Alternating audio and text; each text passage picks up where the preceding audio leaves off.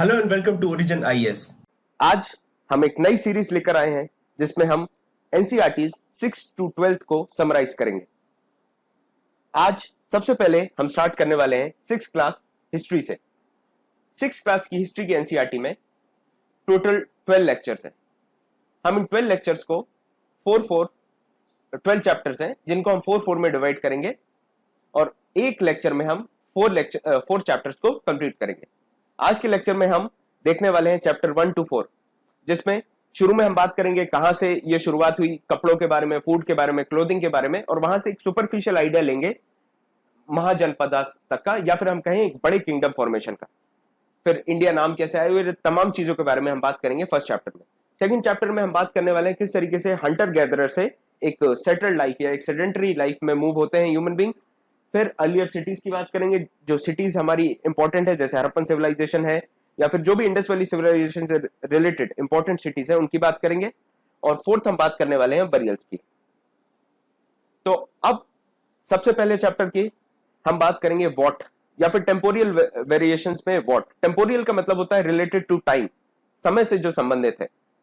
अब खाने पे आते हैं। सबसे पहले जरूरी है कि जब मैन का एडवेंट हुआ इस अर्थ पे, तो खाना किस तरीके से शुरू किया।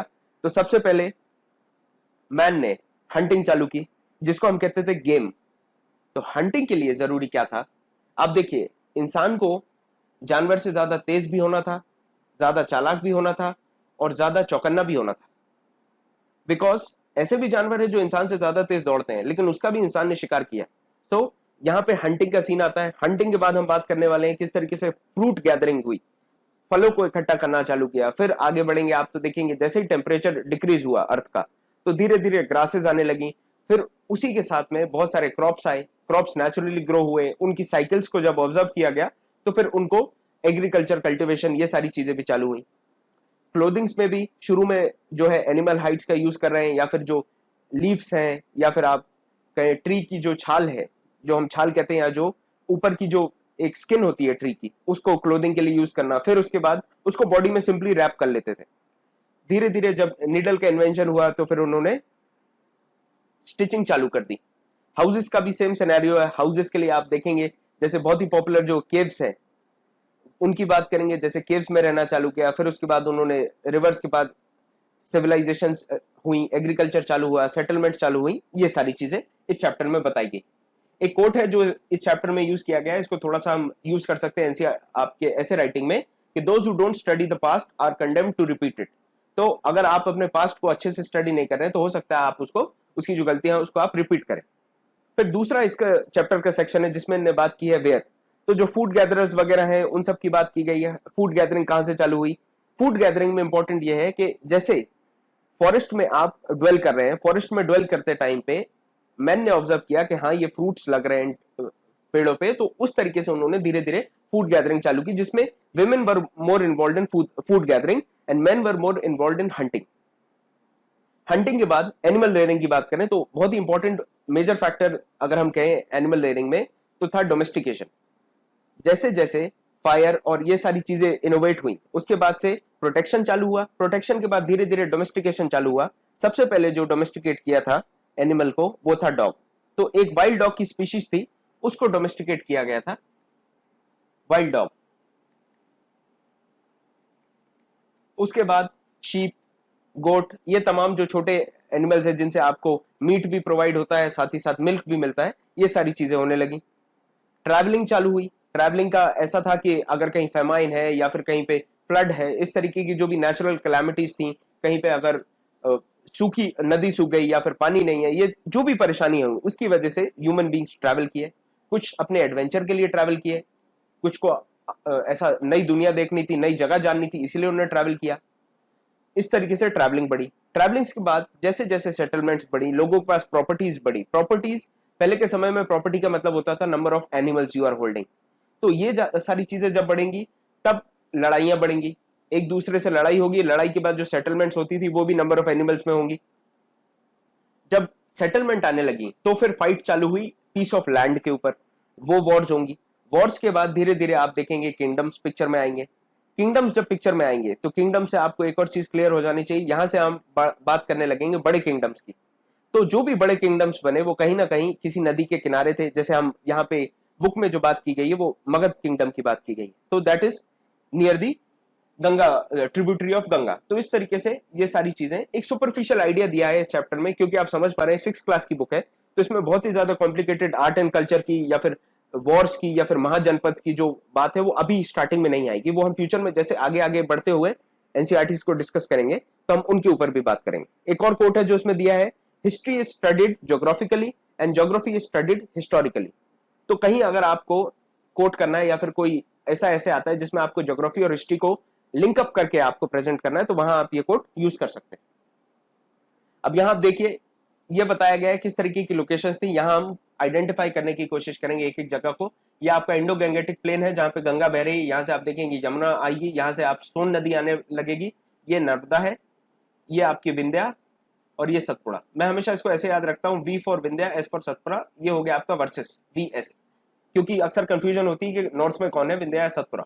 फिर आप देखिए यहाँ वेस्ट में थार डेजर्ट है, ये आपकी इंडस रिवर फ्लो कर रही है। इंडस रिवर अभी फ्यूचर में हमारे 3rd चैप्टर में काफी इंपॉर्टेंट हो जाएगी, क्योंकि हम बात करने वाले हैं इंपॉर्टेंट जो सिटीज एस्टेब्लिशमेंट्स आई थी उनके बारे में।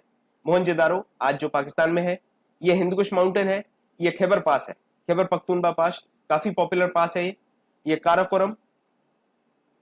ओके, इस तरीके से हमें कुछ इंपॉर्टेंट जो एरियाज हैं उनको हमें मार्क कर लेना है। वेस्टर्न घाट, ईस्टर्न घाट्स, ये आपका पूरा ईस्टर्न घाट्स हो गए, ये वेस्टर्न घाट्स है। ईस्टर्न घाट्स में अभी रिसेंटली जो था अम्फान आया था वो इस तरफ, और अभी निसर्गा जो आया था वो इस तरफ से। अरेबियन सी को आप देख लीजिए, बे ऑफ बंगाल को। हमारा बेसिक एजेंडा एनसीईआरटी डिस्कस करने में ये है कि आप बिल्कुल शुरुआती दौर से, बिल्कुल आप जीरो से स्टार्ट करें अगर अपनी प्रिपरेशन, तो भी आपको एक पूरा सेंस, एक पूरी पिक्चर क्रिएट हो जाए आपके दिमाग में। जैसे कि हम इस ग्राफ को या इस मैप को यूज इसीलिए करते हैं ताकि एक प्रॉपर विजुअल मेमोरी आपके दिमाग में जनरेट हो जाए। ये जो लोकेशंस है या माउंटेन रेंजेस की है या फिर रिवर्स की है या फिर घाट्स की है, ये आपके दिमाग में एक प्रॉपर पिक्चर फॉर्मेशन हो जाए। आगे हम बात करते हैं गंगा की। जो इंडो गंगेटिक प्लेन हमने देखा था, तो यहाँ आप देखिए, यहाँ पे ये इस तरफ से गंगा निकल रही है और ये एक और उसकी ट्रिब्यूटरी ये हो गई यमुना। यहां से आएगी आपकी सोन नदी, सोन नदी यहाँ पे आके मिल जाएगी। यहाँ आप देखिए इंडस है, यहां से आती है काबुल रिवर, जो अफगानिस्तान से आती है वो भी इंडस की ट्रिब्यूटरी है, वो काबुल रिवर है। यहां मैं लिख देता हूँ रिवर काबुल। और इंडस के साथ आप देखेंगे ये झेलम, चिनाब, राबी, सतलज। तो ये इंपॉर्टेंट, यहाँ पे ये बहुत ही इंपॉर्टेंट हो जाएंगे क्योंकि हम पढ़ने वाले हैं आगे जाके इंपॉर्टेंट सिटीज। नर्मदा डेक्कन में, ताप्ती, ये ईस्ट, ये आपकी वेस्ट फ्लोइंग रिवर्स हो गई। महानदी, गोदावरी, गोदावरी के नीचे कृष्णा, कावेरी।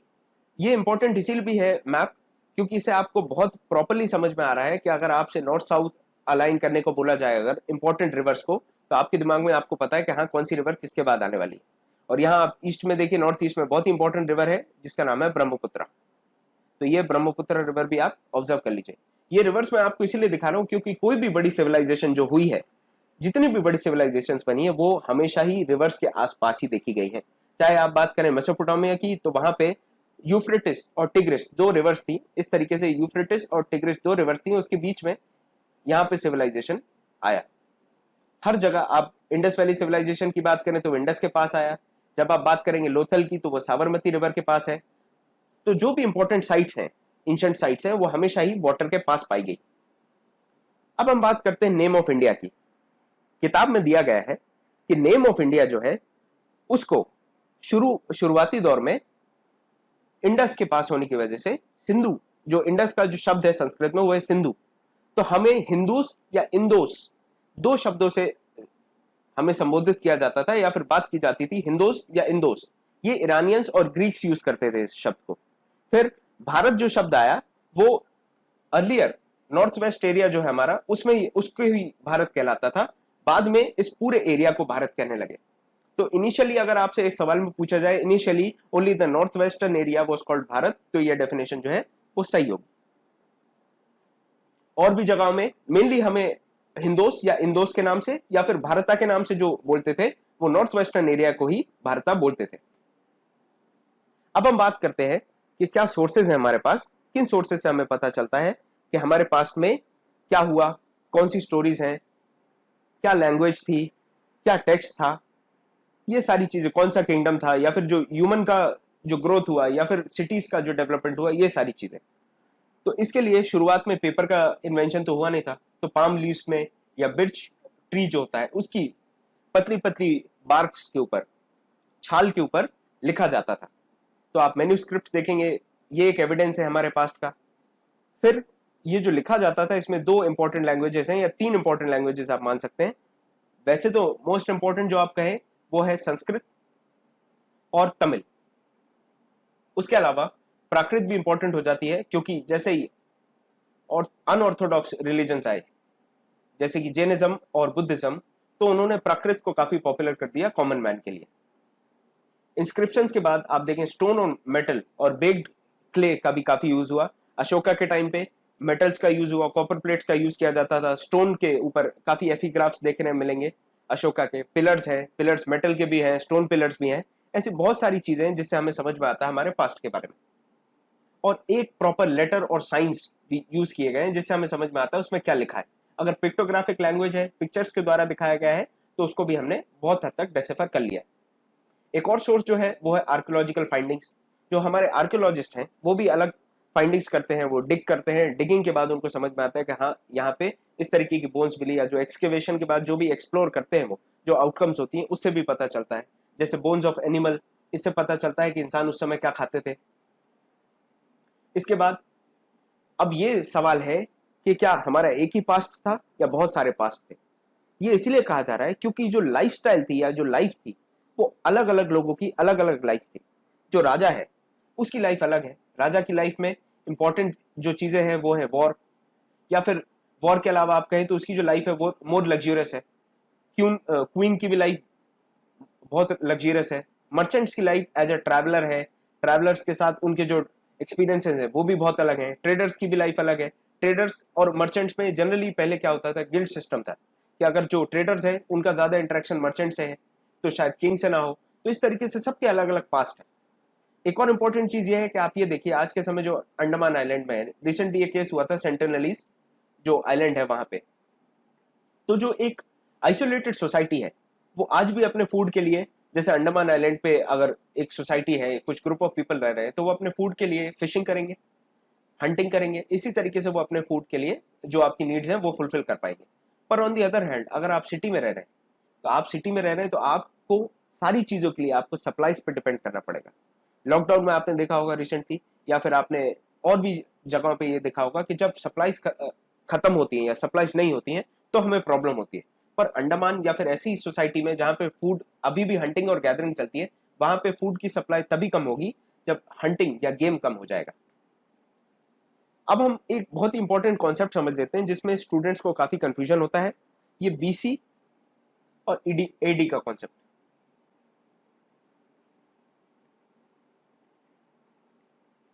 अब बीसी का मतलब होता है बिफोर क्राइस्ट, या फिर आपको इसको ऐसे भी जनरली लिखा जाता है बीसीई, मतलब होता है बिफोर कॉमन एरा।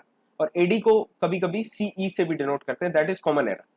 तो ये देखिए, जब क्राइस्ट का बर्थ होता है उस समय को कहते हैं आप, यहां से चालू हो जाएगा डिवीजन। इस तरफ के को कहेंगे बीसी या फिर बिफोर क्राइस्ट, क्राइस्ट के आने के पहले। और इसको आप एनो डोमिनी कहते हैं। एडी का फुल फॉर्म एनो डोमिनी होता है। इसका अर्थ होता है कि आफ्टर क्राइस्ट, मतलब क्राइस्ट के जन्म के बाद की जो कहानी है उसको आप एनो डोमिनी में या फिर कॉमन एरा मानते हैं, और जो क्राइस्ट के जन्म के पहले की उसको आप बीसी मानते हैं, या फिर आप उसको बिफोर कॉमन एरा कहते हैं। तो ये आपको पिक्चर क्लियर हो जाएगी, तो आपको फ्यूचर में आप सेंचुरीज, क्लासिफिकेशंस और ये सारी चीजों में परेशानी नहीं होगी। क्रोनोलॉजी आपके दिमाग में बिठाने में आपको परेशानी नहीं होगी। अब कुछ इंपॉर्टेंट डेट्स की बात कर लेते हैं। ये कहीं ना कहीं हमें कोट करने के लिए या फिर एसेज में या फिर हिस्ट्री में भी काफी इंपॉर्टेंट होती है। तो सबसे पहले एग्रीकल्चर कब चालू हुआ? 8000 साल पहले हमारे यहाँ एग्रीकल्चर चालू हुआ। पहली सिटी जो सिंधु नदी के पास बसाई गई वो कब बसाई गई? वो बसाई गई लगभग 4700 ईयर्स अगो। फिर हम बात करें सिटीज इन गंगा वैली, तो काफी बड़ी सिटी जो थी मगध, वो बसाई गई कब? 2500 साल पहले। और आज हम चल रहे हैं 2000 एडी में, और हम 2020 एडी लिखेंगे उसको, कॉमन एरा। अब हम शुरू करने वाले हैं हमारा सेकंड चैप्टर, जिसमें हम बात करने वाले हैं अर्लीस्ट पीपल के बारे में, जो हंटर एंड गैदरर्स हैं, उन सब के बारे में हम बात करने वाले हैं। तो जैसा मैंने आपको बताया कि शुरू में जब आप हंटर्स हैं, अब आप समझ सकते हैं कि अगर आपको शेर का शिकार करना है या फिर आपको जंगली सुअर का, वाइल्ड वोर का शिकार करना है या फिर बफेलो का या किसी भी एनिमल का शिकार करना है, तो आपको अलर्ट रहना भी जरूरी है। आपको क्विक होना चाहिए, काफी काफी क्विक होने की जरूरत है आपको। क्विक होने के साथ साथ, रिस्पॉन्स फास्ट होने के साथ साथ आपको प्रेजेंस ऑफ माइंड की भी बहुत जरूरत है। अगर आप प्रेजेंस ऑफ माइंड नहीं रख रहे हैं तो भी बहुत ज्यादा चैलेंजिंग हो जाएगा, क्योंकि वो जानवर भी आपसे तेज है, वो आपसे तेज दौड़ सकता है और एक बार वो दौड़ गया तो आप उसको नहीं पकड़ पाएंगे। दूसरी तरफ हंटर्स के बाद गैदरर्स, जिनने प्लांट्स को कलेक्ट किया, प्लांट के पार्ट्स हैं। प्लांट के पार्ट्स हम 6 क्लास की जो साइंस है उसमें हम डिस्कस करेंगे प्लांट के क्या पार्ट्स हैं। जैसे आप देखेंगे कि फ्रूट्स होते हैं, रूट्स होते हैं, सीड्स होते हैं, ऐसे तमाम जो भी पार्ट्स हैं उनकी बात। तो प्लांट्स के पार्ट्स कलेक्ट किए, फ्रूट्स जो है, पके हुए जो फल हैं उनको इकट्ठा किया। उसके बाद उन्होंने एडवांस किया, मूव करना चालू किया। जो रिसोर्सेज थे अगर एक जगह एग्जॉस्ट हो गए, मान के चलिए एक पर्टिकुलर एनिमल को हंट किया जाता है, हम ले लेते हैं रैबिट्स। अगर एक एरिया में रैबिट्स को हंट किया जा रहा है, एक टाइम बाद अगर रैबिट्स की जो नंबर है, संख्या जो है वो कम हो गई, तो फिर वहां से जो हंटर्स हैं वो मूव कर जाएंगे, पलायन कर जाएंगे, वहां से कहीं और जाएंगे जहां पे रैबिट्स की संख्या ज्यादा है। वैसे ही प्लांट्स के साथ होता है। अगर प्लांट्स, कुछ सीजन होते हैं, आप मानते हैं कि ट्री जब होते हैं, फ्रूट बेयरिंग सीजन होते हैं ट्रीज के अलग अलग, कुछ सीजन ऐसे होते हैं जिनमें वो अपनी पूरी पत्तियां झड़ा देते हैं, दे शेड देयर लीव्स। तो जब ऐसे सीजन आते हैं तो वहां पे जो गैदरर्स हैं वो भी वहां से शिफ्ट कर जाएंगे, मूव कर जाएंगे या फिर पलायन कर जाएंगे। फिर वाटर रिसोर्सेज भी एक बहुत बड़ा चैलेंज था। अगर पेरिनियल रिवर है जो 12 महीने बह रही है तो उससे तो कोई परेशानी नहीं, लेकिन अगर कोई सीजनल रिवर है तो उस वजह से शिफ्ट करना या फिर पलायन करना या फिर दूसरी जगह जाना नॉर्मल था रिसोर्सेज के एग्जॉस्ट होने पे। एक और इंपॉर्टेंट रीजन ये था कि जब ह्यूमन सोसाइटी फॉर्म करने लगे थे, ट्राइब्स फॉर्म करने लगे थे, तब उन्होंने फ्रेंड्स और रिलेटिव्स भी बनाना चालू किए, तो उनसे भी मिलने के लिए आना जाना लगा रहता था। अब हमें ये कैसे पता चलता है कि ये अर्लियर पीपल कैसे थे, उन सब का जो डिटेल्स है कि हंटर क्यों थे पहले, फिर बाद में गैदरर्स कैसे बने, बेटर हंटर्स कैसे बन गए, फायर कब आई, ये सारी चीजें बात करने के लिए हमें जो प्रूफ्स मिले हैं उनमें से एक है टूल्स। अब आप समझ सकते हैं, अगर मैं आपके सामने एक हल रख दूं, प्लॉ, तो आपको प्लॉ से ये समझ में आ जाएगा कि ये जो है ये किसान यूज करता है। अगर मैं आपके सामने एक बड़ा हैमर रख दूं तो उससे आपको ये समझ में आएगा शायद ये ब्लैक स्मिथ यूज करता है। तो उसी तरीके से टूल्स से भी आपको समझ में आ सकता है कि किस तरीके का सिस्टम था अर्लिएस्ट पीपल का। तो जो टूल्स है वो पत्थर के, लकड़ी के या फिर हड्डियों के बनाए जाते थे। जो छोटी छोटी नुकीली चीजें हैं, जैसे कि ये आप देख सकते हैं, इसके आगे का जो हेड होगा, कोशिश करेंगे इसको बोन का बना ले या फिर जो छोटे चिप है स्टोन के उसका बनाए, ताकि ये शार्प रहे और इजीली पेनिट्रेट करे। ये जो बड़े बड़े बैट जैसे हैं, इनको वुड का बनाया जाता था। फिर ये सारी जो चीजें हैं ये मीट काटने के भी बहुत काम आते थे। जो मीट को काटना है या फिर हड्डी को काटना है, उसके लिए क्या टूल्स यूज कर रहे हैं। अगर पेड़ की खाल को खुरचना है या फिर जो बार्क है उसको आपको स्क्रैप करना है, या फिर एनिमल जो हाइड है, आप समझ सकते हैं एनिमल हाइड को निकालने के लिए भी आपको एक नुकीली चीज की जरूरत होती है, और उस नुकीली चीज के लिए आप यूज कर सकते हैं या तो बोन्स को या फिर स्टोन को शार्पन करके।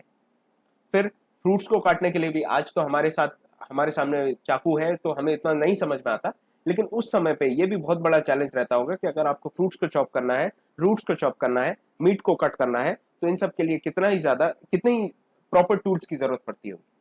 फिर वुड आपको टूल्स के लिए तो चाहिए, वेपन्स के लिए भी चाहिए एक तरीके से, और हट बनाने के लिए जो आपने देखा होगा इस तरीके की, ये ऐसे ये ऊपर ऐसे डाल देते हैं हट के, ताकि ये पानी वगैरह से सील्ड रहे। तो ऐसे जो हट वगैरह बनते हैं उनके लिए भी काफी इंपॉर्टेंट हो जाता है वुड। अब हमें टूल्स जो है उसके बारे में हम थोड़ा समझ लेते हैं कि टूल मेकिंग कैसे होती थी। टूल मेकिंग के दो प्रोसीजर थे जो बहुत ही इंपॉर्टेंट थे। एक था स्टोन ऑन स्टोन, जिसको हम कहेंगे पत्थर पे पत्थर मारना।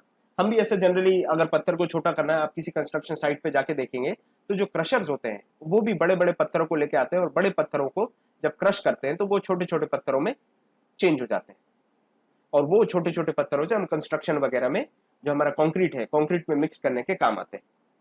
अब आज के समय तो हमारे पास हैमर है, लेकिन उस समय क्या होता था, जो बड़ा पत्थर है, जैसे आप देख सकते हैं कि एक पत्थर को इन्हें हथौड़े की तरह यूज कर लिया और दूसरे पत्थर को इन्हें एज अ चिसल, एक छेनी की तरह यूज कर लिया, ताकि ये बड़े पत्थर को एक छोटे टुकड़ों में बांट पाए। दूसरा तरीका था प्रेशर फ्लेकिंग। प्रेशर फ्लेकिंग में आप एक हाथ में हड्डी का टुकड़ा लेते हैं या फिर एक पत्थर का टुकड़ा लेते हैं, उससे दूसरे पत्थर को अब देखिए ये छोटे छोटे, यहाँ पे ये छोटे छोटे कॉर्नर्स को आप फ्लेक कर रहे हैं। फ्लेक करने का मतलब आपने कॉर्नफ्लेक्स देखे हो, कॉर्नफ्लेक्स का मतलब होता है छोटे छोटे टुकड़े करना या छिलके जैसे फ्लेक्स निकाल देना, तो उसके टुकड़े टुकड़े करके इसको आप नुकीला भी बना रहे हैं। ये प्रोसेस को आप कहते थे प्रेशर फ्लेकिंग, तो प्रेशर के द्वारा इसको फ्लेक किया जाता था। अब बहुत ही इंपॉर्टेंट चीज फायर, जिसने पूरी सिविलाइजेशन को ही कंप्लीटली चेंज कर दिया। आप फायर से अपना एनिमल से रक्षा कर सकते हैं। आप जो कच्चा खाना खा रहे थे उसकी जगह आप उसको पका के खा सकते हैं, जिसकी वजह से आप देखेंगे एक लॉन्ग रन में ह्यूमंस के जो दांत हैं, टीथ हैं, उनका स्ट्रक्चर चेंज होने लगा और भी बहुत सारे एंथ्रोपोजेनिक चेंजेस आए। और लाइट सबसे इंपॉर्टेंट, कि अगर आप केव के अंदर रह रहे हैं तो वहां पे भी आप लाइट कर सकते हैं। तो फायर के जो बातें हमने रखी, पहला टू लाइट, दूसरा टू कुक, और तीसरा टू फियर अवे एनिमल्स। रात को अगर आप सो रहे हैं, आप आग जला के रखेंगे तो कोई भी बड़ा जानवर है तो उसको आप आग दिखा के डरा सकते हैं। इससे जो फैमिलीज है उनकी भी सेफ्टी इंश्योर हुई। फिर हंटिंग के साथ जो रेयरिंग का सीन आया, मैंने आपको बताया कि शुरुआती दौर में सबसे पहले जो रेयरिंग हुई या फिर टेमिंग जो हुई वो एक वाइल्ड डॉग की हुई। उसके बाद उन्होंने ज्यादा जो ऐसे कुछ एनिमल्स थे, जैसे आप समझिए डियर्स है या फिर गोट्स हैं, ऐसे एनिमल्स जो धीरे धीरे उनकी जो गैदरिंग है जहां पे वो रह रहे हैं वहां पे घूमते फिरते आ जाते थे, जो इजी थे डोमेस्टिकेट करना, उनको डोमेस्टिकेशन चालू किया। तो ये सारी चीजें कब से चालू हुई? 12,000 ईयर्स अगो। ऐसा हुआ कि क्लाइमेट में चेंज आने लगा, जो धरती है उसमें टेम्परेचर बढ़ा और वो वार्म हो गया क्लाइमेट पूरा। अब आप समझ सकते हैं, अगर वार्म है टेम्परेचर, क्लाइमेट पूरा वार्म हो रहा है, तो उससे ग्रासलैंड फॉर्मेशन होता है। ग्रासलैंड्स आए, ग्रासलैंड्स के साथ एक चीज ऑब्जर्व की गई कि जो बार्ली है, जो आप समझ सकते हैं बार्ले और साथ में व्हीट, ऐसे क्रॉप्स नेचुरली उगने लगे। जब नेचुरली उगे, ह्यूमंस ने उनको ऑब्जर्व किया, उनकी साइकिल को ऑब्जर्व किया, उनको कंज्यूम करके देखा, तो उनको क्रॉप्स के बारे में समझ में आया। उनको समझ में, हाँ इनको हम फूड की तरह यूज कर सकते हैं, खाने के लिए हम इनका प्रयोग कर सकते हैं। तो धीरे धीरे ह्यूमंस ने उनको उगाना चालू कर दिया। इसके साथ एनिमल रेयरिंग एक्टिविटीज चालू हो गई, डोमेस्टिकेशन ऑफ एनिमल्स, गोट है, काऊ है, ये तमाम जो भी एनिमल्स है इनको डोमेस्टिकेट करना चालू किया, इनको मिल्किंग करना चालू कर दिया, और धीरे धीरे एक सेटल्ड लाइफ की तरफ ये हमारे पूरा प्रोसेस जो है वो बढ़ रहा था। फूड हैबिट्स के बारे में जाना, इनने ब्रीडिंग सीजन्स ऑफ एनिमल के बारे में बहुत सारी चीजें जानी। अब आप समझ पा रहे हैं कि जैसे आप एक एनिमल को डोमेस्टिकेट करेंगे तो आपको फूड हैबिट्स के बारे में, ब्रीडिंग हैबिट्स के बारे में सब कुछ समझ में आने लगेगा। आप अगर एक समझिए आप पेट डॉग पालते हैं तो आपको डॉग का बहुत सारी चीजें समझ में आने लगती हैं, कब खाता है, कब नहीं खाता है, क्या इंपॉर्टेंट है, क्या नहीं है। ये सारी चीजें उसी तरीके से उस समय उनको डोमेस्टिकेशन के टाइम पे हर चीज समझ में आ रही थी। फिर जो क्रॉप्स हैं, क्रॉप्स ग्रो करने लगे, वीट और बार्ली, जो उनको पता चला नेचुरली ग्रो हो रहे हैं, तो उनकी साइकिल को ऑब्जर्व करके उन्होंने उस चीज को प्रॉपर्ली ग्रो करना चालू कर दिया। आगे अब इंपॉर्टेंट क्लासिफिकेशन आता है जो हमारे लिए बहुत इंपॉर्टेंट होगा। हिस्ट्री को जनरली क्लासिफाई करते हैं आप पैलियोलिथिक, नियोलिथिक, ये मीसोलिथिक होगा पहले, उसके बाद नियोलिथिक आएगा। अगर हम देखें तो ये 1 है, ये 2 है और ये 3 है। तो पैलियो का मतलब होता है ओल्ड, पुराना, मीसो का मतलब होगा मिडिल, और नियो का मतलब होता है न्यू, और लिथिक का मतलब होता है स्टोन। तो ये पैलियोलिथिक का मतलब हो गया ओल्ड, स्टोन, एज। उसी तरीके से नियोलिथिक का मतलब हो गया न्यू, स्टोन, एज। इसके भी हम क्लासिफिकेशंस पढ़ेंगे।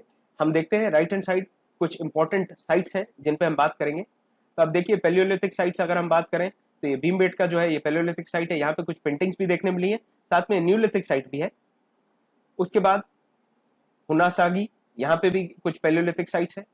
हुनासागी के बाद अदिरपक्कम में भी कुछ पैलियोलिथिक साइट्स है, ये इंपॉर्टेंट हो जाती है। फिर पैलियोलिथिक के बाद हम बात करते हैं न्यूलिथिक की या फिर न्यू स्टोन एज की। न्यूलिथिक साइट्स तमाम है, ये 2 जाली हार्डिंग है, जो कि इसके बारे में हम आगे पढ़ेंगे क्या स्पेसिफिकेशंस हैं इसके। फिर चिरांद, चिरांद के बाद महगारा, कोलदिवा, ये कुछ इंपॉर्टेंट साइट्स हैं। मेहरगढ़, जो कि आप इसके बारे में भी हम बहुत एक्सपेंसिव तरीके से पढ़ेंगे, इसके जो पिट्स हैं, ये आपका हो गया बुरजोम, ये है जम्मू के आसपास। फिर ब्रह्मगिरी, पलमलाई, ये इंपॉर्टेंट प्लेसेस हैं। आगे हम बात करेंगे आयरन एज में हिलोरी इंपॉर्टेंट प्लेस है, और उसके बाद ब्रॉन्ज एज में आप देखिए तो ये आदिचनल्लूर ये इंपॉर्टेंट है, और लोथल। ये कुछ साइट्स ऐसी हैं जिसको आप बार बार देखेंगे तो आपको याद हो जाएंगी, क्योंकि 2019 में रिसेंटली ये पूछा गया था सवाल कि which of them is not a Harappan site. तो ये इस तरीके के सवाल आ जाते हैं, अगर आपको लोकेशन अच्छे से याद है तो आपको सवाल काफी अच्छे से बन जाएंगे।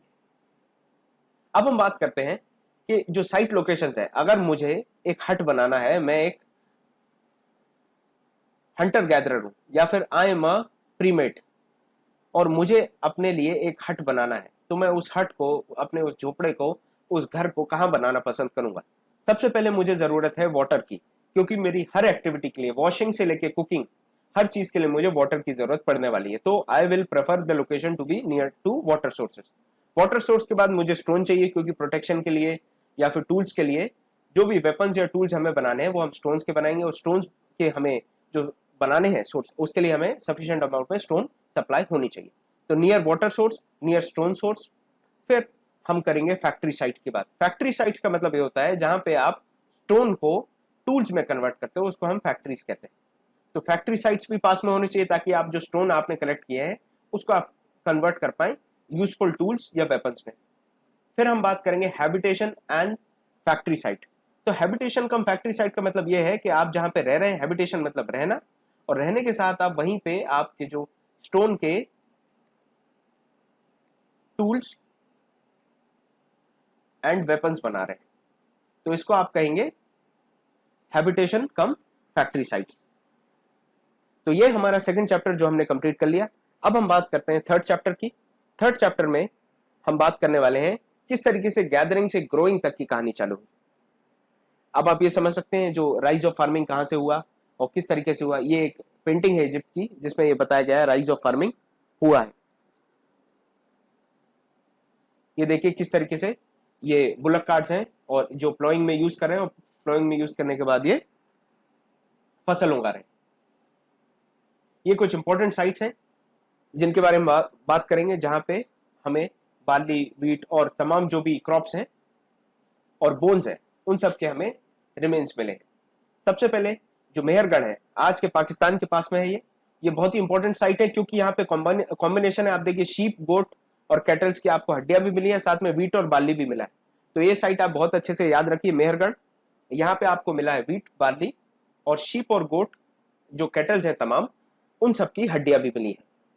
फिर कोलदिवा जो है, कोलदिवा में आपको राइस और फ्रेगमेंट्स ऑफ एनिमल बोन्स के टुकड़े मिले हैं, जो कि आज कोलदिवा की हमने जो मैप में भी देखा था, ये उत्तर प्रदेश के पास है।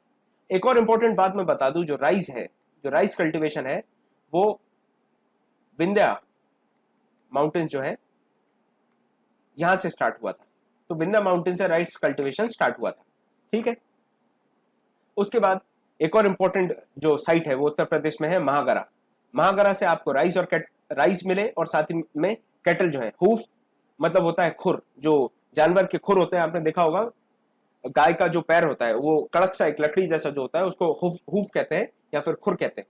अगर आप उसका मार्किंग देखेंगे तो कुछ इस तरीके से ये होता है, ऐसा जो मार्क आता है, उस तरीके के मार्क्स मिले हैं क्ले में, महागर में, जो उत्तर प्रदेश में।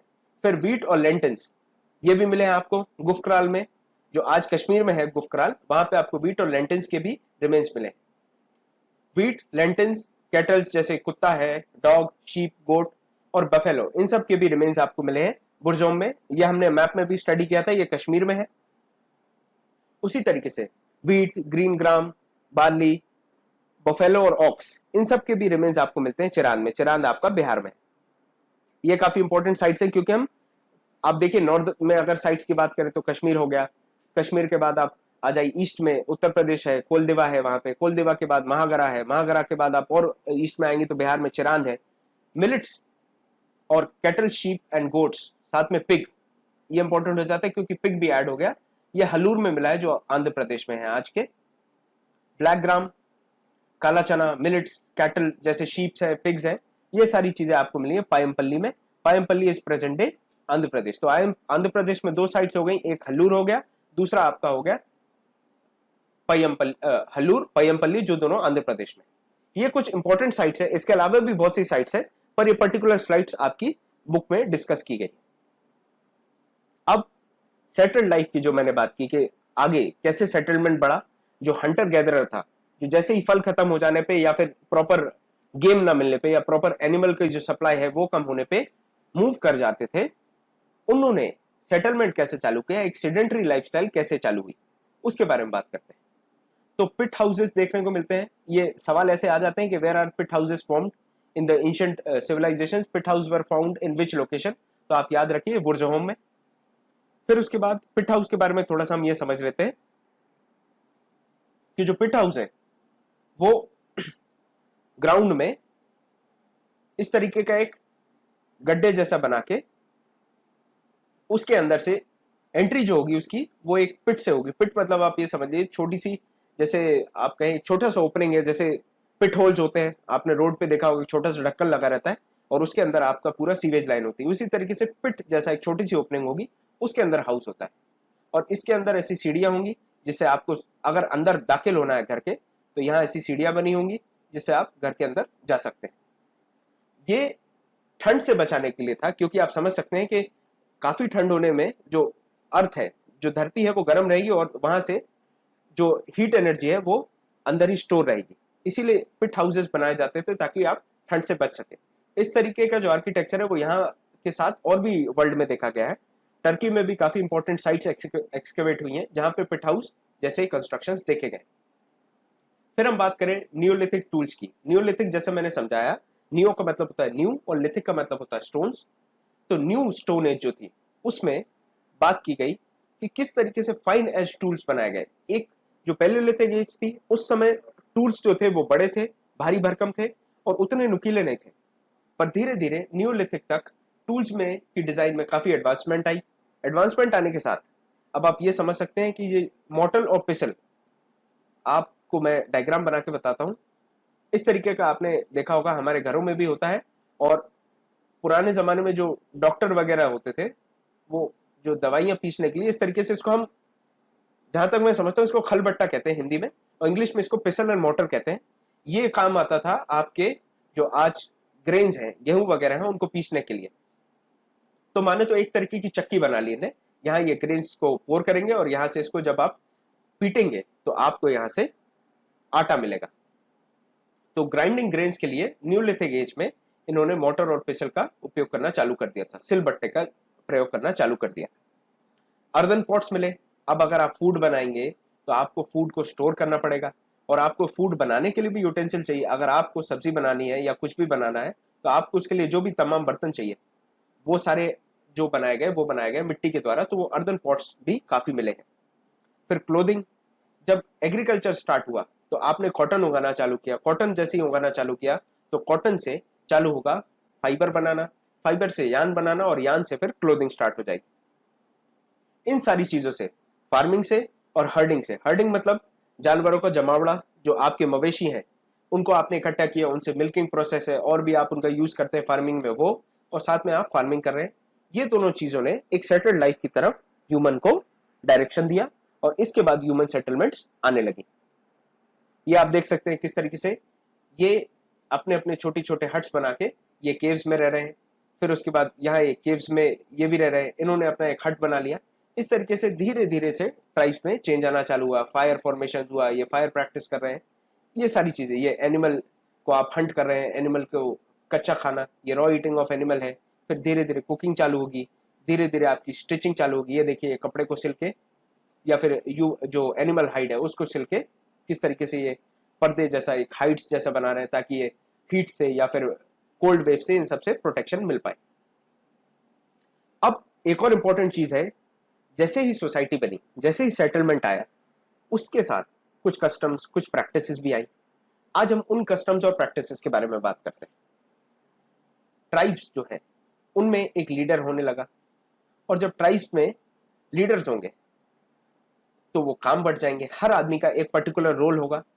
जैसे विमेन है, विमेन ने एग्रीकल्चरल वर्क करना चालू किया, जैसे ग्राउंड प्रिपेयर करना और सीड्स को सो करना, जो बीज डालने का काम है, बीज की बिजाई का काम है, वो महिलाओं का हो गया। थ्रेशिंग करना और फिर गेहूं या फिर जो भी आपके ग्रेन्स हैं उनको पीसना, ग्राइंडिंग का काम है, थ्रेशिंग का काम है, हस्किंग का काम है। हस्किंग का मतलब ये है कि मान के चलिए आप गेहूं का जो अंदर का है उसके ऊपर जो उसका छिलका होता है या फिर जो उसकी आउटर कवरिंग होती है उसको हस्क कहते हैं। उस हस्क को निकालना, उस हस्क को निकाल के अलग कर देना। थ्रेशिंग में भी यही होता है कि आपका जो यहाँ पे अगर सीड है और ये पूरी एक उसकी जो स्टेम है तो आप इसको पीटते हैं और पीट के इस चीज को आप अलग कर लेते हैं। जब आप इसको अलग करेंगे तो इसमें हस्क भी होगा और आपका वीट भी होगा, तो आप उसको हस्क को निकालेंगे तो वो हस्किंग हो गई। फिर उसके बाद जो वीट है, वीट को आप ग्राइंड करेंगे और ग्राइंड करके उसका आटा बन जाएगा या फ्लोर बन जाएगा। जो बच्चे थे, बच्चों का काम था पौधों के बारे में, जो पेड़ पौधे हैं उनका ध्यान रखना। साथ में ये जो आप समझ सकते हैं जो जानवर है उनको चराने का काम है वो भी बच्चे करते थे। मैन पर्टिकुलरली कोशिश करते थे कि एनिमल्स जो है, जो पैस्चर लैंड वगैरह के लिए ढूंढना कि ज्यादा से ज्यादा लोग जो एनिमल्स हैं उनको चरा पाए, क्योंकि बड़े जो ग्रुप है, ज्यादा जानवर है, उनके लिए बच्चे उतने सफिशिएंट नहीं होते थे। थोड़े बहुत अगर हैं तो हाँ, जैसे छोटे मोटे जानवर है उनको भगाना है या फिर चराना है उनके लिए तो बच्चे ओके है, सफिशिएंट है। पर जो बड़ा ग्रुप है आप समझ सकते हैं उसके लिए जरूरी है कि मेंस का उनको पैस्चर पे ले जाना या फिर हर्डिंग करना। फिर चिल्ड्रन जो है उन्होंने स्मॉल फोक्स वगैरह जो है वो भी चालू कर दिया, छोटे छोटे ग्रुप बना के रहने लगे। फ्लॉक का मतलब होता है एक झुंड। आप ये समझ सकते हैं कि ये छोटे छोटे बच्चे साथ में खेलने लगे तो उन्होंने छोटे छोटे झुंड बनाना चालू कर दिया। छोटे झुंड क्यों बनेंगे? क्योंकि आप ट्राइब में हो, बहुत सारे लोग हैं, बहुत सारी फैमिलियाज हैं, उन सबके बच्चे मिलकर एक छोटा सा ग्रुप बना लेंगे, छोटा एक फ्लॉक बना लेंगे। जो मैन एंड वुमेन है उन्होंने जानवरों को साफ करना, जैसे आप समझ सकते हैं कि बाद में डोमेस्टिकेशन हुआ हुआ बुल का या फिर काऊ का या बफेलो का, तो इनको साफ करने का काम, इनको मिल्किंग करने का काम, ये सारी चीजें जो है, घड़े बनाने का काम, क्योंकि आपको कुकिंग के लिए या स्टोरेज के लिए आपको यूटेंसिल्स चाहिए और यूटेंसिल्स आपने अर्दन मटेरियल के बनाए। फिर बास्केट्स बनाई, बास्केट्स फ्रूट्स रखने के लिए या फिर कोई भी चीज ढांकने के लिए, कवर करने के लिए बास्केट्स वगैरह। टूल्स, टूल्स जैसे मैंने आपको बताया कि tools for hunting and tools for cutting of meat और कटिंग ऑफ फ्रूट, इनके लिए टूल्स बनाना। हट बनाना, हट में भी आपने देखा होगा किस तरीके से छत बनानी है या फिर दीवार बनानी है, तो दीवार भी वो यूज करते थे। सारे जो भी मटेरियल वहां अवेलेबल है, जैसे मड है या फिर हस्क है, इन सारी चीजों की दीवारें बन रही, स्टोन्स की दीवारें बन रही, इन सारी चीजों में मैन और वुमेन दोनों पार्टिसिपेट करते थे। अब हम साइड बाय साइड बात करते हैं, तो कुछ इंपॉर्टेंट साइट जो बुक में डिस्कस की गई हैं उन पे हम आते हैं। तो सबसे पहले मेहरगढ़ की बात करते हैं। मेहरगढ़ मैंने आज आपको बता दिया, प्रेजेंटली आज के समय में ये पाकिस्तान में है।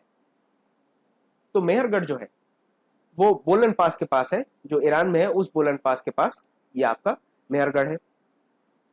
यहां से ही शुरू हुआ बार्ली और वीट का जो ग्रो होना चालू हुआ, यहां से चालू हुआ। यहीं से हम सीखे बार्ली और वीट को ग्रो करना। साथ में शीप रेयरिंग, गोट रेयरिंग यहां हुई सबसे पहले।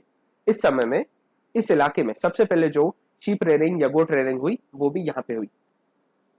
यहां पर हड्डियां पाई गई हैं डियर की, हिरण की हड्डियां, सुअर की हड्डियां, शीप की हड्डियां, भेड़ की हड्डियां हो गई, बकरी की, और तमाम कैटल्स की हड्डियां भी यहाँ पर पाई गई। साथ में यहाँ पे जो हाउसेज हैं वो स्क्वायर या रेक्टेंगुलर फॉर्म में, आप समझ सकते हैं, या तो ये प्रॉपर स्क्वायर के फॉर्म में हाउसेज हैं या फिर इस तरीके के रेक्टेंगुलर हाउसेज पाए गए यहाँ पे, जिसमें कंपार्टमेंट्स हैं, स्टोरेज के लिए भी कंपार्टमेंट्स हैं। इस तरीके से छोटे छोटे इसमें कंपार्टमेंट्स हैं, डिविजन्स हैं, आप समझ सकते हैं, जैसे कमरे बना दिए हाउसेज में। तो हाउस का जो डिजाइन है, बेसिक डिजाइन जो है वो या तो स्क्वायर है या रेक्टेंगल है, लेकिन उसके साथ में जो कंपार्टमेंट्स बना है वो कंपार्टमेंट्स स्टोरेज के लिए और रेसिडेंस के लिए अलग अलग बना दी। और एक और चीज जो बहुत इंपॉर्टेंट है, मार्क करने वाली बात है, वो ये है कि यहाँ से ही जो idea of life after death है वो आ गया था। अब ये हमें कहाँ से पता चलता है कि idea of life after death आया था, तो इसके बारे में मैं एक डायग्राम में डिस्कस करूंगा। ये जो बरियल साइट्स है, अब देखिए आप इस डायग्राम में, यहाँ आप ध्यान से देख सकते हैं, ये जो बरियल साइट है इसमें आप ये देखिए ह्यूमन स्केलेटन तो आपको दिख रहा है, ह्यूमन स्केलेटन के साथ स्केलेटन ऑफ गोट भी आपको नजर आएंगे। ये देखिए आप यहाँ पे, ये जो स्केलेटन ऑफ गोट्स हैं ये रखे गए थे ह्यूमंस के खाने के लिए, फूड फॉर ह्यूमन।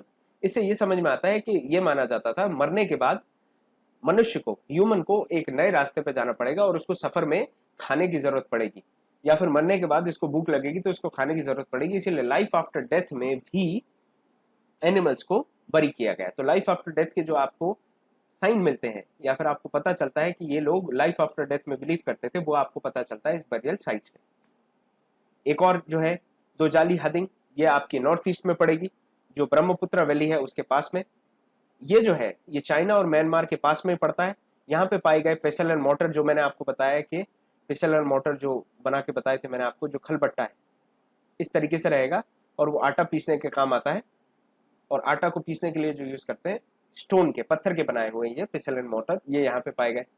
इसके साथ जो ग्रेन्स है उनको ग्रो करना, खाना बनाना, इन सारी चीजों के भी जो निशान है वहां पे मिले। एक और बड़ी अलग बात यह है कि चाइना से एक पत्थर आता है चाइना का, जिसको कहते हैं जेडाइट। तो जेडाइट पत्थर जो है, जो चाइना से मिलता है, वो भी यहाँ मिला। इससे समझ में आता है कि ट्रैवल भी एक्सपेंसिव था और यहाँ के जो लोग हैं रहने वाले, वो चाइना तक ट्रैवल करते थे या चाइना के लोग यहाँ तक ट्रैवल करते थे, तभी तो ये पत्थर यहाँ आया। और उसके साथ फोसल्स भी मिले हैं। फोसल्स मतलब जीवाश्म जो रिमेन्स हैं वो गड़े हुए मिले हैं, जो लकड़ी के और पॉटरी के, मतलब आप समझिए कुछ लकड़ी के अवशेष मिले हैं, साथ में जो बर्तन होते हैं पकाने वाले या स्टोर करने वाले, मटके हैं या फिर वास है या फिर अलग अलग तरीके के जो भी बर्तन हैं, वो सारे बर्तन यहाँ पर मिले हैं।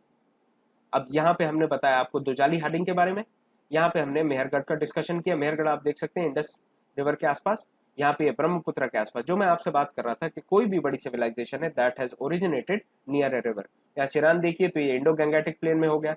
ये आपका कोलदेवा है, ये भी वहीं पे इंडो गंगेटिक प्लेन के पास है। नर्मदा के पास भी कुछ इंपॉर्टेंट साइट्स हैं जिनके बारे में हम बात करेंगे। पेलेओलिथिक काफी इंपॉर्टेंट साइट है भीमबेटका का, वो भी नर्मदा के पास है। हेल्लूर जो है ये कावेरी नदी के पास है। पायमपल्ली आंध्र प्रदेश, इसके बारे में भी हमने बात की थी। हेल्लूर और पायमपल्ली दोनों आंध्र प्रदेश में है और दोनों इंपॉर्टेंट साइट्स हैं। आगे हम बात करते हैं आज हमारा इस लेक्चर का आखिरी चैप्टर, जिसमें हम बात करेंगे अर्लिएस्ट सिटी की। सिटीज, जो नई नई सिटीज ओरिजिनेट हुई वो किस तरीके से हुई, उनकी प्लानिंग क्या थी, ये सारी चीजें। तो आप यहाँ देख सकते हैं आज के समय जो हड़प्पा है या मेहरगढ़ या फिर मोहनजोदारो, ये तमाम सिटीज जो है आज वो पाकिस्तान में है। ये जो लोथल है और ढोलावीरा ये आपके गुजरात में मिल जाएंगी। कालीबंगन है, राखीगढ़ी है, इन सब के बारे में भी हम आगे बात करेंगे। पर बुक में पर्टिकुलरली हम 6th क्लास की जो एनसीईआरटी पे फोकस कर रहे हैं, उसमें इन साइट्स के बारे में डिस्कशन है। हड़प्पा, मेहरगढ़, मोहनजोदारो और लोथल, जिसमें लोथल इंडिया में है, गुजरात में। अब हम थोड़ा सा सिटी लेआउट का बात करें तो ये एक पिक्चर है जिसमें डिजाइन बताने की कोशिश की है लोथल की, कि लोथल किस तरीके से था। क्योंकि लोथल में ये बताया गया है कि डॉकयार्ड थी। डॉकयार्ड मतलब वहां पे बाहर से ट्रेड जो चलता था, बाहर के जो नाव है, शिप्स कह सकते हैं, नाव कह सकते हैं, वो आती थी, वहां से ट्रेड चलता था। लोथल काफी पॉपुलर था ट्रेड के लिए। तो आप ये देखिए, जो वेस्ट है सिटी लेआउट की अब हम बात करें तो जो वेस्ट में था उसको हम सिटाडेल कहते थे। सिटाडेल जनरली ऊंचाई में बहुत ज्यादा था, अच्छी खासी ऊंचाई थी, अच्छा खासा बना हुआ था, वेल बिल्ड था, पर जो नंबर या फिर जो संख्या थी लोगों की वो काफी कम थी। ईस्ट में हम बात करें तो ईस्ट में जो था उसको कॉमन एरिया कहते थे या लोअर टाउन कहते थे। वेस्ट में सिटाडेल, ईस्ट में लोअर टाउन। जो लोअर टाउन है उसमें ज्यादा जनसंख्या रहती थी और उसकी जो ऊंचाई थी या फिर जो उसका बिल्ड था वो स्मॉल था। जो दीवारें बनाई गई थी वो पकी हुई मिट्टियों की बनाई गई थी और इंटरलॉकिंग पैटर्न से बनाई गई थी। अब मैं इंटरलॉकिंग पैटर्न थोड़ा सा आपको समझा दूं। इस तरीके का ये आपका कंस्ट्रक्शन है।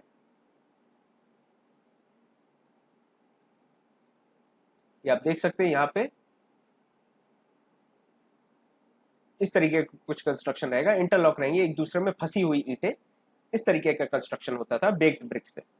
फिर कालीबंगन जो कि राजस्थान में है और लोथल, यहाँ दोनों में अग्निकुंड भी पाया गया है। अग्निकुंड आप समझ सकते हैं कि जो यज्ञ, यजनास कहते हैं जिसको हम हिंदी में, यजनास के लिए ये यूज होते थे या फिर किस तरीके के रिलीजियस सेक्रीफाइस के लिए या फिर रिलीजियस ऑफरिंग्स के लिए। तो ये भी देखे गए हैं फायर अल्टर्स कालीबंगन और लोथल में। जो मोहनजोदारो, हड़प्पा और लोथल है, इन तीनों जगह पे स्टोर हाउस भी पाए गए।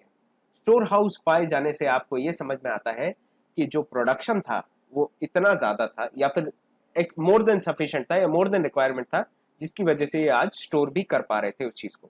साथ ही साथ प्रॉपर स्टोरेज फैसिलिटी भी थी उनके पास। ये बताता है कि सिविलाइजेशन कितनी ज्यादा ही एडवांस हो गई थी और कितनी ज्यादा अच्छी कंडीशन में थी कि प्रोडक्शन को स्टोर कर पा रहे थे। फिर हम बात करते हैं मोहनजोदारो के कुछ इंपॉर्टेंट जो मॉन्यूमेंट्स हैं जो वहां पाई गई हैं, जो इंपॉर्टेंट स्ट्रक्चर्स पाए गए। सबसे पहले हम बात करेंगे इस ग्रेट बाथ की। ग्रेट बाथ उस समय पे होना बहुत बड़ी बात है, क्योंकि ये जो वाटर सीलिंग टेक्नोलॉजी है कि आप वाटर टाइट कंपार्टमेंट बना पा रहे हैं, यहाँ जो पानी भरें वो सीप आउट ना हो जाए, ये बहुत ही बड़ा चैलेंज था। पर उसमें इन्होंने ब्रिक लाइनिंग की, आप देख सकते हैं ईंटों का बनाया, उसके बाद प्लास्टर की कोटिंग और उसके बाद एयर टाइट, इसको वाटर टाइट करने के लिए जो नेचुरल टार है, टार ब्लैक कलर का आपने देखा होगा, जो जिसको हम रोड बनाने के लिए यूज करते हैं, डामल। तो जो नेचुरल टार है उसका यूज करके इसको वाटर टाइट किया गया, इस ग्रेट बाथ को। इस ग्रेट बाथ से ये सिग्निफाई होता है कि कहीं ना कहीं रिलीजियस ऑफरिंग्स के लिए या फिर ग्रुप में बात करने के लिए कुछ ना कुछ एक प्रैक्टिस इनकी चलती होगी उस समय पे। ये आप देख सकते हैं तमाम जो मोहनजोदारो के टूम्स हैं, जो उनके बारे में भी ये बताया गया है, टूम्स जो है। इसके बाद एक इंपॉर्टेंट स्ट्रक्चर है वेल्स। तो मोहनजोदारो में वेल, कुएं भी देखे गए हैं वाटर स्टोरेज के लिए, तो ये भी इंपॉर्टेंट स्ट्रक्चर है। और ये पूरा कुआं जो है वो भी बेक्ड ब्रिक्स के द्वारा, पकी हुई ईंटों का ही बना है। अब हम बात करते हैं हाउसेस की, घर कैसे बनाए गए थे, नालियां, ड्रेन्स कैसी थी, गलियां कैसी थी, जो टाउन प्लानिंग थी वो कैसी थी। इससे रिसेंटली यूपीएससी मेंस में एक सवाल आया था जिसमें टाउन प्लानिंग की बात पूछी गई थी कि कैसी टाउन प्लानिंग थी हड़प्पन सिविलाइजेशन की या फिर इंडस वैली सिविलाइजेशन की। इसमें हम बात करें तो 1 या 2 स्टोरी बिल्डिंग्स थी, जो आप देख सकते हैं 1 या 2 स्टोरी बिल्डिंग्स है। जो आपकी बिल्डिंग्स है उसके अराउंड कोर्टयार्ड था, ये आप देखिए आंगन, ये कोर्टयार्ड है। फिर उसके बाद नहाने की फैसिलिटी थी, और नहाने की फैसिलिटी आप आज समझ पा रहे हैं, नहाने की फैसिलिटी है, ये बहुत ही इंपॉर्टेंट चीज है, क्योंकि आज भी इंडिया में हम इस चीज के लिए काम कर रहे हैं कि हम प्रॉपर बाथरूम या टॉयलेट फैसिलिटीज अवेल करवा पाए। फिर जो वाटर है उसकी ड्रेनेज के लिए बहुत सारा काम था और स्लोप था। आप समझ सकते हैं कि अगर वाटर को आप फ्लो कराना है, पानी की निकासी करानी है, तो आपको स्लोप देना पड़ेगा, तभी पानी अपने आप बहेगा। तो एक प्रॉपर ड्रेनेज सिस्टम था। स्मॉल ड्रेन्स जो है, छोटी नालियां जो है, वो छोटी नाली जाके बड़े नालों में मिल जाती थी, ताकि जो प्रॉपर सिटी की जो क्लीनिंग है वो मेंटेन करी जा सके और ज्यादा पानी चोक ना हो। सीवेज सिस्टम बहुत ही प्रॉपर था। साथ में इंस्पेक्शन करना है, अगर आपको इंस्पेक्शन करने के लिए भी प्रॉपर ड्रेनेज सिस्टम में इंस्पेक्शन होल्स थे, कि अगर पर्टिकुलर इस जगह मुझे इंस्पेक्शन करना है तो वहां पे भी आप उस होल को खोल के इंस्पेक्ट कर सकते थे, उनकी सफाई कर सकते थे, अगर चोक है उसको क्लियर कर सकते थे। अब हम बात करते हैं जीवन कैसा था, सिटीज में किस तरीके का जीवन था। लोगों ने बढ़िया प्लांट कंस्ट्रक्शंस किए। जो बिल्डिंग्स आपको मैंने डिस्कस किया कि किस तरीके से प्लांट थी, कुछ और इंपॉर्टेंट चीजें मैं एडिशन करना चाहूंगा कि जो स्ट्रीट्स थी वो 90 डिग्री पे कट करती थी। उसके अलावा 90 डिग्रीज पे कट करने के अलावा जो मेन रोड थी उस पर किसी भी घर का जो एग्जिट डोर है वो मेन रोड पे नहीं था, वो हमेशा साइड की जो गली होती थी उससे उसका एग्जिट डोर होता था। ये भी काफी इंपॉर्टेंट फीचर था। ये कुछ इंपॉर्टेंट फीचर हैं जिनकी मैंने बात की। फिर ऑर्नामेंट्स जो है, ऑर्नामेंट्स की काफी बेहतर वैरायटी, काफी टॉप क्लास डिजाइन में आपको सिल्वर, बीड या फिर गोल्ड के ऑर्नामेंट्स देखने मिल जाएंगे। लोगों ने काफी राइटिंग्स भी करी उस समय, सील्स भी हैं और उस समय की राइटिंग्स भी हैं। राइटिंग्स पर हम अभी तक डेसिफर नहीं कर पाए हैं, पर सील्स जो है, सील्स हमें मिली है, सील्स के बारे में हम डिस्कस करेंगे। जो खिलौने हैं, टेराकोटा के बहुत सारे खिलौने मिले हैं, बच्चों की गाड़ियां मिली हैं, जानवरों के छोटे छोटे मिनिएचर्स मिले हैं, ये भी वहां मिले हैं। हड़प्पन सील्स के बारे में बात करें, किस तरीके की उनकी राइटिंग है और जो राइटिंग है वो कैसी, उसको हम अभी तक क्यों डिसेफर नहीं कर पाए हैं। तो ये जैसे मैंने बताया, लोथल का ये टाउन है, इसमें कैसे ये शिप्स जो आ रहे हैं ये पूरा सामान अनलोड कर रहे हैं, स्टोरेज फैसिलिटी है। यहाँ पे आप देखिए ये घर बनाए हुए हैं, घर किस तरीके से बने हैं, ये पूरा प्लानिंग, और रिवर को किस तरीके से इन्होंने यूज करके एक डॉकयार्ड फॉर्म में ले आए। अब हम बात करते हैं क्राफ्ट्स की। तो क्राफ्ट्स में प्रॉपर वेट्स थे, वेट्स एंड मेजर्स बहुत ही प्रॉपर थे जो चर्ट के बनाए गए थे। चर्ट एक प्रकार का स्टोन होता है जिसके द्वारा देखिए आप प्रॉपर एक से एक प्रॉपर वेटेज बनाए गए थे। उस समय 16 का सिस्टम चलता था। आज के समय हमारे यहाँ देखेंगे तो हमारे सिस्टम जैसे चलता है, हमारे यहाँ डेसिमल सिस्टम चलता है आज के समय में। उस समय पे 16 का सिस्टम चलता था, मतलब 16, 32, 64 इस तरीके का सिस्टम उस समय चलता था वेट्स एंड मेजर्स का। ब्रॉन्ज कॉपर का भी काफी काम है, इसके बारे में हम बात करेंगे। ये जो ब्रॉन्ज के स्कल्पचर्स हैं, ये मोहनजोदड़ो में डांसिंग गर्ल का जो स्कल्पचर मिला है, ये बनाया गया था लॉस्ट वैक्स टेक्निक से। इसके बारे में हम आगे टेक्निक के बारे में डिस्कस करेंगे, किस तरीके से लॉस्ट वैक्स टेक्निक काम करती है। ऑर्नामेंट्स भी काफी सुंदर देखने मिले, वेसल्स भी बनाए गए, मेटल्स के भी, कॉपर के भी, गोल्ड एंड सिल्वर की भी जो ऑर्नामेंट्स है वो काफी देखे गए हैं। बहुत सुंदर वेसल्स और ऑर्नामेंट्स गोल्ड एंड सिल्वर के भी बनाए गए। जो बीड्स थी वो कार्निलियन और रेड स्टोन की बनाई गई। बीड्स में आपको बता दूं, इस तरीके का एक बनका जिसमें यहां से खोल करके ऐसे धागा डाल देते हैं तो ये बीड्स बन जाती है। आपने जनरली देखा होगा तो एक बीड्स की छोटी सी एक माला बन जाएगी, ऐसे इस तरीके से एक छोटी सी माला बन जाती है बीड्स की। तो ये चीज बनाई जाती थी। कार्निलियन एक स्टोन होता है, उसके साथ रेड सैंडस्टोन। अब आप टेक्नोलॉजी के बारे में सोचिए, इसके थ्रू बीच में से आपको होल करना है बिना इसको तोड़े, तो इसके लिए आपको कितना बारीक होल करने की टेक्नोलॉजी चाहिए, तो वो भी थी काफी इफेक्टिव टेक्नोलॉजी, काफी एडवांसमेंट, ऑर्नामेंट्स भी काफी सुंदर, वेसल्स भी, ये वेसल्स और ऑर्नामेंट्स के। अब हम सील्स पे बात करते हैं। जो सील्स है इनमें कुछ इंपॉर्टेंट सील्स है, बहुत सारी सील पाई गई है। मेनली जो सील है वो स्टेटाइट की बनाई जाती थी, स्टेटाइट, जिसमें कॉमन था 2x2 इंचेस का डायमेंशन। ये वाला डायमेंशन बहुत ज्यादा सील्स इस डायमेंशन की मिली है। इसमें अलग अलग जानवरों का, देखिए यहाँ पे एक यूनिकॉर्न है, यहाँ पे एक बुल है, इस तरीके के अलग अलग जानवरों को डिपिक्ट किया गया है। और इसकी टेक्नोलॉजी ऐसी होती थी कि अगर आप सील को किसी सरफेस पे लगाएंगे तो उसके ऊपर एक राइट इमेज आएगी। अब आप ये देखिए इन्वर्टेड तरीके से बनाई गई है कि जब आप किसी सरफेस पे लगाएंगे तो उसका मार्क वहां आ जाएगा। इसको कहते हैं इंटीलेगो। इंटीलेगो मतलब कि उस चीज का मार्क, ये देखिए इस चीज को अगर आप किसी गीली मिट्टी पे लगाएंगे तो उस पर सीधा हाथी बन जाएगा। ये काफी इंपॉर्टेंट सील है जिसका नाम है पशुपतिनाथ या फिर प्रोटोशेवा की सील है। इसके बारे में हम बात करेंगे, इस पे सवाल पूछे जाते हैं अक्सर। यहाँ आप देख सकते हैं एक राइनोसॉर है, यहाँ पे आप देख सकते हैं ये बफेलो जैसा लग रहा है, ये एक एलिफेंट है, ये एक टाइगर है, यहाँ पे नीचे एंटीलोप्स हैं। तो इनके बारे में भी हम आगे आने वाली क्लासेस में डिस्कस करेंगे। पॉट्स की बात करें तो पॉट्स जनरली बनाए जाते थे क्ले से, रेड क्ले से जनरली बनाए जाते थे। उसके बाद उसके ऊपर मोटिव्स या फिर ज्योमेट्रिकल डिजाइन या फिर ऐसी पेंटिंग्स बनाई जाती थी जिनका एक पर्टिकुलर एजेंडा नहीं होता, तो बस उनको ब्यूटिफिकेशन के लिए ब्लैक कलर से उसको डिजाइन कर दिया जाता था। अब हम बात करें कॉटन की, तो कॉटन जो है, मैंने क्लॉथ्स की जैसे बात की, तो क्लॉथ्स, फाइबर्स और यान बनाने के लिए मेहरगढ़ में कॉटन शुरुआती दौर में पाई गई, कॉटन की कल्टीवेशन। फिर कॉटन को आपको फाइबर्स में कन्वर्ट करना है, फाइबर्स में कन्वर्ट कर लेंगे आप। जब उसको फाइबर्स में कन्वर्ट करने के बाद उसका यान बनेगा, यान की बाद आप उसकी वीविंग करेंगे और वीविंग के बाद आपको कपड़ा प्राप्त होगा। तो इस जगह आप देखें जो वोल्स है, वोल्स का मतलब ये होता है एक तरीके का पिंडा। आप इसके ऊपर स्पिंडल से ऐसे इस तरीके से इसको धागे को लपेट सकते हैं। तो ये टेराकोटा का भी आपको देखने मिलेगा। फियांस मतलब होता है चीनी मिट्टी जैसा चिकना पदार्थ होता है, उसको आप फेंस कहते हैं। उससे भी बनाए जाते थे ये वोल्स, स्पिंडल वोल्स। क्वार्ट्स के भी बनाए जाते थे, सैंड के भी बनाए जाते थे, डिपेंडिंग ऑन द सिचुएशन। और ये जो थ्रेड है उसको स्पिन करने के काम आते थे।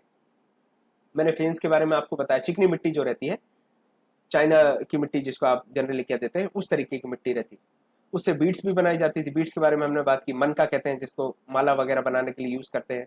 चूड़ियां बनाई जाती थी उससे, कानों के लिए इयरिंग्स भी उससे बनाए जाते थे। साथ में स्पेशलिस्ट पाए गए स्टोन कटिंग के लिए, पॉलिशिंग के लिए और कार्विंग के लिए। मैंने आपको बताया था कहीं ना कहीं आप देखिए बीड्स में अगर आपको पॉलिश करना है या फिर आपको एक होल बनाना है यहाँ से लेके यहाँ तक, तब तो आप उसमें धागा डालेंगे, तो उसके लिए कितने ज्यादा स्पेशलिस्ट होंगे या कितना ज्यादा स्पेशलाइज टेक्निक होगी।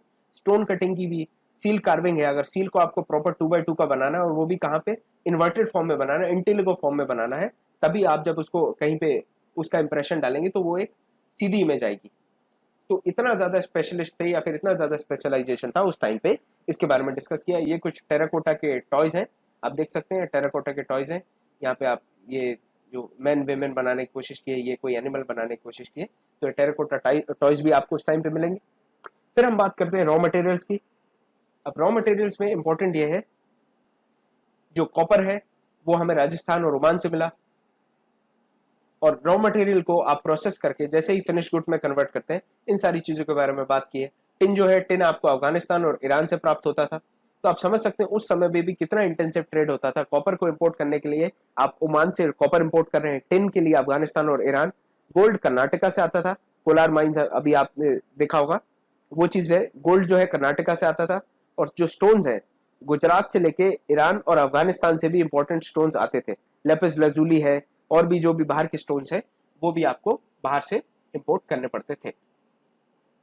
फूड की बात करें किस तरीके का खान पान था, तो व्हीट, बार्ली, पल्सेस ये सारे थे, पीज, राइस, सीसमे, तिली, लिनसीड्स है, मस्टर्ड, ये सारी चीजें जो है, इन सब का, सरसों वगैरह सारी चीजें कल्टीवेट की जाती थी, हर्डिंग में यूज होती थी, और ये फूड सप्लाई में काफी काम आती थी।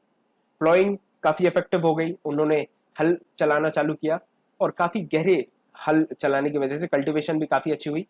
हल और प्लॉइंग के टाइम पे वो एनिमल्स का भी यूज करते थे, जो सीड्स प्लांट करनी है उसके लिए एनिमल्स का यूज करना। और हरप्पन सिविलाइजेशन में कैटल, शीप्स और गोट्स और बफेलोस, इनका भी रेयरिंग होता था। तो आप समझ सकते हैं farming as well as herding, ये भी काफी इंटेंसिव लेवल पे होने लगा था। और पानी और पेस्चर दोनों के आसपास ही सेटलमेंट होती थी। पेस्चर चाहिए किसके लिए?